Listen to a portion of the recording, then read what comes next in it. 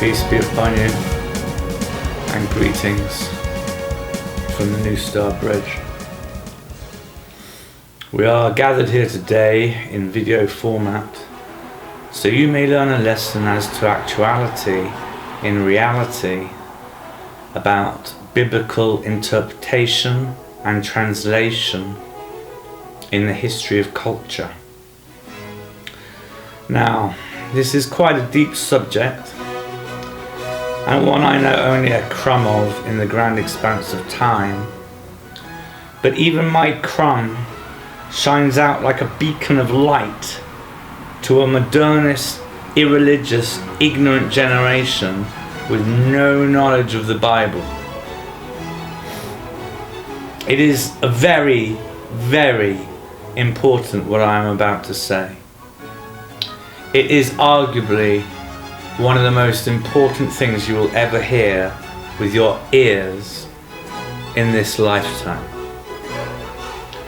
I believe fervently it is room to argue. See, already bad English.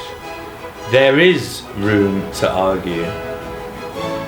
The Bible could be rewritten using more scientific knowledge that we have now in the English vernacular. Let me explain. Someone posted today on Facebook something ignorant. It showed complete lack of education, awareness and understanding in the history of the Christian empire and church. I use the term empire loosely and a little bit facetiously as well, to be honest. The point is that he said, how many times has the Bible been translated, right? As though it was countless times, which in some senses, maybe, yes, there are quite a few translations. But I had to draw him up on a point of reality and history. In actuality, there are only 2 translations of the Bible. And 2 rewrites of the Bible. Let me explain. The original files, often in Hebrew, Aramaic, ancient Greek, and parts Roman, I think. I'm not too sure if they were originally. Probably not, because Rome collated them and wanted to translate them into authentic Roman. And the Jews and stuff, back in Bible time, they were way before Romans, right? But the point is that all the ancient texts of the Jews and the Christians were translated and organized into Latin. And it's called the Latin Vulgate. And it's the original, holiest, biblical, complete source of the Bible scriptures we have in the world. And it's stored historically under great protectionism at the Vatican. Now, if this isn't rich and exciting enough into the history of God, the question arises, so what do you mean there are only 2 translations? Well, the Latin Vulgate is one. It's the Latin of the Bible, and so ancient, but it's a complete work of known biblical research, well documented, scribe written benevolence and veneration to the knowledge of God they had back in the day, and the witness of miracles that occurred, however feasibly you may or may not quibble over. Whatever happened, the Latin Vulgate is an authentic Latin resource of the ancient scriptures. Now, what's the second translation? Well,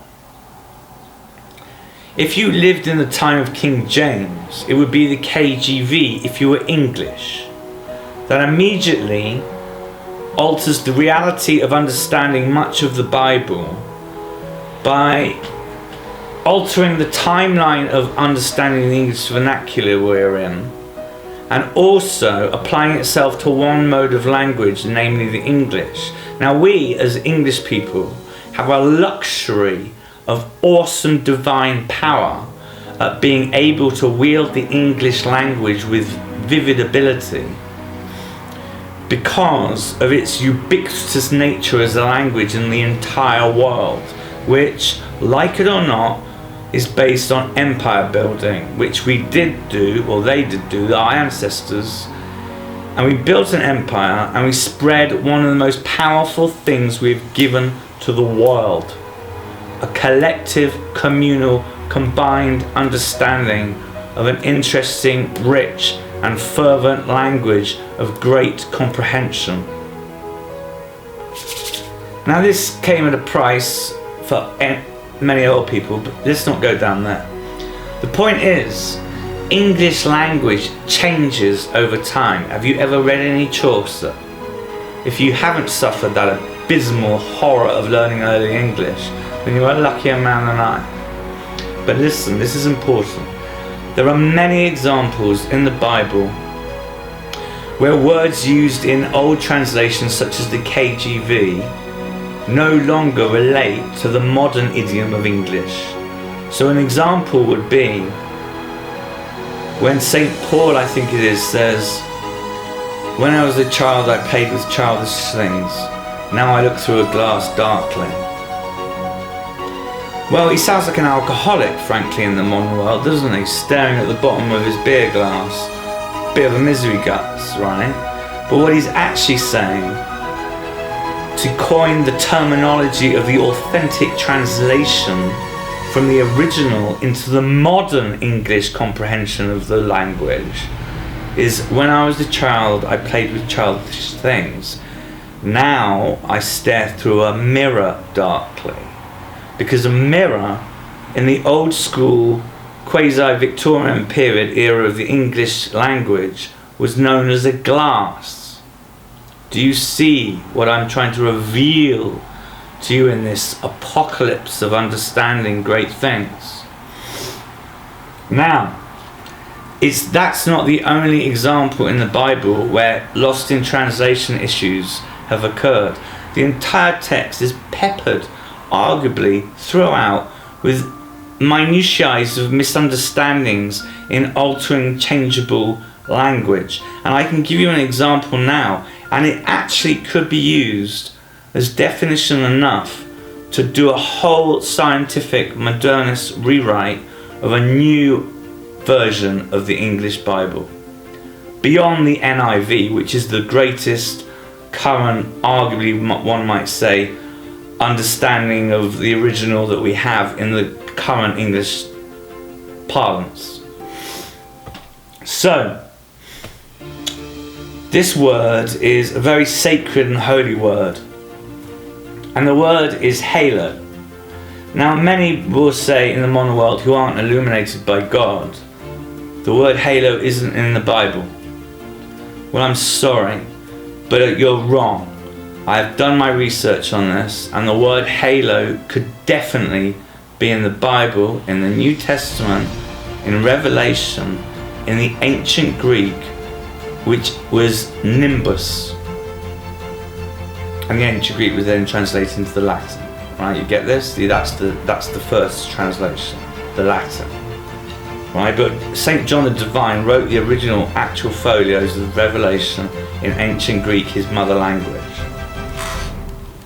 And so, having been haloed by the Lord in 1995 and knowing how I got there to some extent and why and what a blessing it was into the realm of totality of understanding, illumination, enlightenment, religion, Jesus Christ, truth under God, and the crown of life, I realized I wasn't alone as an illuminatus, but we were a very rare breed of sacred holiness for our acts of faith during dark, difficult times to make the world a better place. And that is what happened back in my day, but that's not the point. The point is, the word halo is in the Bible, but in the original it's called nimbus. And in the modern translations, because the masters of rewriting the Bible since the Tyndalian scholars and on, in that long rich religious history of authentic, devoted venerance in taking each word with powerful, holy attempts at comprehension, I think I'm right in saying it's at this point where they use the term rainbow for nimbus, when it actually could make more sense in the modern world if it was changed to Halo. And that, ladies and gentlemen, is the end of today's symposium as to the benevolence of the biblical scriptures with regard to God's holiness, and the benevolence and wisdom and virtues and graces and perhaps sometimes miracles you might be received to when you believe, when a further little biblical study is encouraged and endorsed. And amid those folios, amid those scenes of ancient prophecy and wonderful proverbs and lessons in the sufferance of an otherwise beautiful creation of existence, well, there's just sheer gold of libertarian, holy methodology. Okay? So there's some gold in that then, our Bible. And if you really like wisdom and culture and literature and the history of mankind and how we arrived in a huge extent to the modern period, then Bible study is absolutely vital to a healthy, wholesome understanding of all good, knowledgeable wisdoms of the Lord. Yeah. So that's all I have to say. It's very important. It's a rich school of intrigue and knowledge, and you would be wise to consider it as a hobby at least. Thank you for tolerating Brother New upon this day of miracle sun and hail, as we rejoice in the Lord once again, drinking in memory of Jesus. Never a dull moment when you're holy.